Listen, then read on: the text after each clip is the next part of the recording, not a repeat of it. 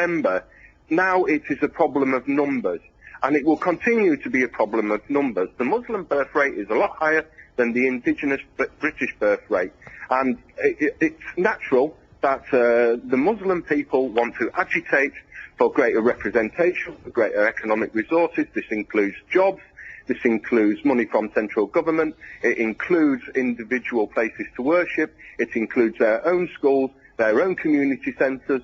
Now this is a case of separation. It's becoming apartheid Britain. Now, we're not an apartheid nation. We do not want to go down this route. If you come here, you must respect our rules, our tradition, our history, and integrate. Okay, let me come to Tommy again. What we heard right now from someone from the British National Party, at the end of the day, it's a question of number. Are you scared of the number of Muslims living in this country? What is your problem? What we're scared of is the rise in Islamic fundamentalism, and as the numbers increase, we're pretty much sure the amount of extremists will increase, which they are. Which is quite clear. So until on what are you relying to say things like this? Are you not relying on fears? Because all the facts and figures are showing that.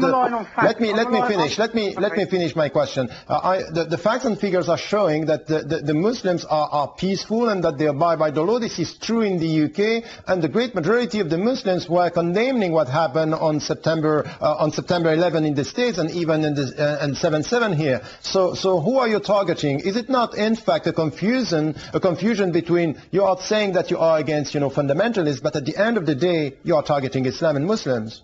How are we, just because we're targeting Muslim extremists does not mean we're targeting Islam. At the end of the day, we've seen the rise in Islamic extremists. We now see them wherever there's an Islamic community in Britain, we see them on the streets. They have their stalls set up, they preach their hatred. We've seen what they've done to the soldiers. We have an Islamic roadshow calling for the implementation of Sharia law throughout this country. We didn't have this 10 years ago. Now, as a dad, if I had 3 sons and I support Man United, I will bring my 3 children up to support Manchester United. As an Islamic extremist who supports Al-Qaeda, he will bring all his children up to support Al-Qaeda. And it's just a matter, it's a time bomb waiting to happen where we've got a rise in Islamic extremism in this country. People are not taking to the streets for no reason. People are taking to the streets because they're fed up of walking down their city centres and seeing the point is that the way you are talking is making Islam the problem, and we also have the riots in front of the, let me finish, the riots in front of the mosque in Harrow, and this is exactly the same. It's just to build the mosque is becoming problematic for you. Is it the case? No, the English Defence League didn't protest outside the mosque, and the only people who rioted outside the mosque were Islamic people. It was Muslims. So we've seen the riots of Muslims, and we've seen the riots of Muslims in Birmingham. So the only people coming out and rioting have been Muslims. Tommy, I want you to respond to that. Yes, it's quite clear that what the BNP, the EDL, Casuals United, this is a clear, it's such a cheap provocation, such a cheap racist provocation. I mean, the arguments these people are coming out with is just so ridiculous. And I just feel pity on them. I think they're pathetic and pitiful that they can't actually kind of widen their small brains to understand what problems actually exist between our communities and how we can constructively overcome these problems. I think it's very important for white working class people, and obviously white working class activists are the best people to explain this to them, that these people have no representation. These people do not represent working class people in this country. Yes, there is a problem, and this is what the Communities Minister John Denham raised at the end of last week after the Harrow Mosque incident, that he said 2 things. On the one hand, we are seeing parallels with the rise of fascism in the 1930s, with the kind of the street level fascism, and on the other hand he linked this correctly to the alienation of he pointed especially to the white working class from all the major parties in the political status quo. That is true, but what I think is a big shame is Mr. John Denham is not recognizing that his government and his policies have laid the groundwork. That's the demolishing of the manufacturing base. That's unemployment in this country, which started from the 1960s onwards. That's the racist foreign policy and the Islamophobic internal policies. It's all these conditions which his government is also responsible critical towards for. the government. Yeah, absolutely. Yeah. It's these conditions which, now these people of the far right are opportunistically trying to mobilize white working class people and dividing the only thing that we have strength, which is unity amongst our peoples. That's the only way we can address the social and political and cultural problems that we are facing. Bob, I want you to react on that. What is your action to this? Bob, are you with us? Yeah, hello. I would like to say, first of all, this is not a far-right thing at all. The British National Party doesn't class itself as far-right at all. You will probably, if anybody was to go to our website, bnp.org.uk, you would see that a lot of our policies are in line with old Labour.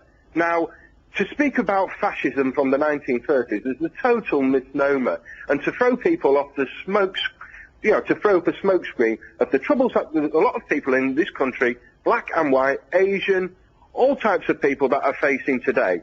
Now, the government has brought this about because we've had an open border policy, and we've had a tsunami of immigration arrive in this country.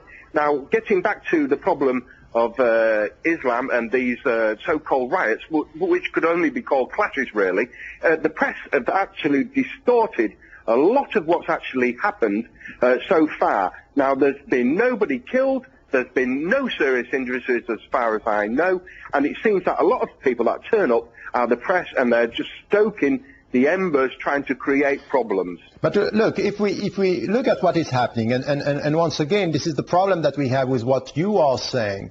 It's really, you are saying, no, it's only about fundamentalists, it's only about extremists, and you are not taking into account the reality and what is happening on the ground. While all the surveys that we have around Europe, and not only in the UK, are showing that the Muslims today, and the second, third generation, are contributing to the society. They are citizens, they speak the language, they abide by the law, and then beyond this, they are also trying to promote unity, and they are critical towards their own fellow Muslims when they are doing something which is against their religion. And you are coming, and everything that we are listening to what you are saying is very often intrinsically Islam is a problem. It's a question of number. And so if you speak about the numbers, it means that it's over. The discussion is not going to happen. We are not going towards something which is positive, because the Muslims are going to be more and more. The point is that they are citizens. Are you acknowledging the fact that these Muslims are your fellow citizens?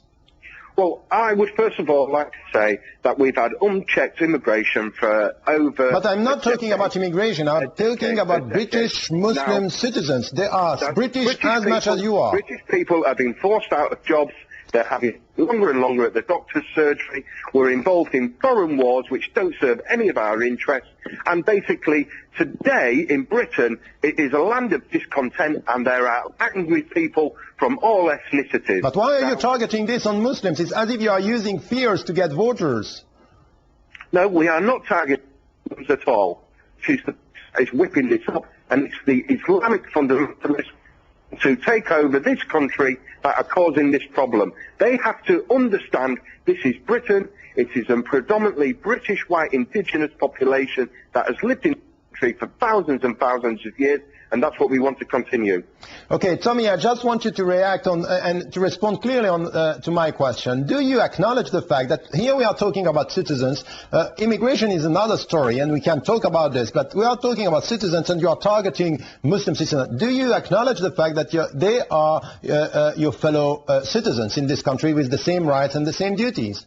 Yes, I do. Considering my mum's Irish and she was an immigrant to this country, the English Defence League's point is not that. We're not even talking demographics. We're not even talking numbers. All we're talking is everyone wants to sit down and talk about these Islamic extremists.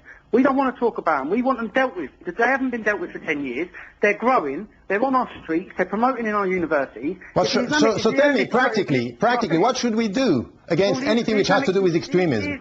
The Islamic community needs to come out and deal with them the same way that the white community... But we are doing it. I think that the Muslims around Europe, they are dealing and trying to deal with it. These are tiny minorities, and the great majority of the Muslims are critical towards them. If the Muslims were dealing with it, then why did no Muslims come out and condemn what the Islamic Roadshow is doing in this country, calling for the implementation of Sharia, why are the Muslims not calling for the government to ban it? Why are they all calling for the EDL to be banned? Why are they not coming out and saying, okay, Tommy, let me finish. Tommy, these are why are they not doing it? Okay, Tommy, these are good questions. I want Sukan to speak up and to respond to this. Why the Muslims are not enough involved in responding or condemning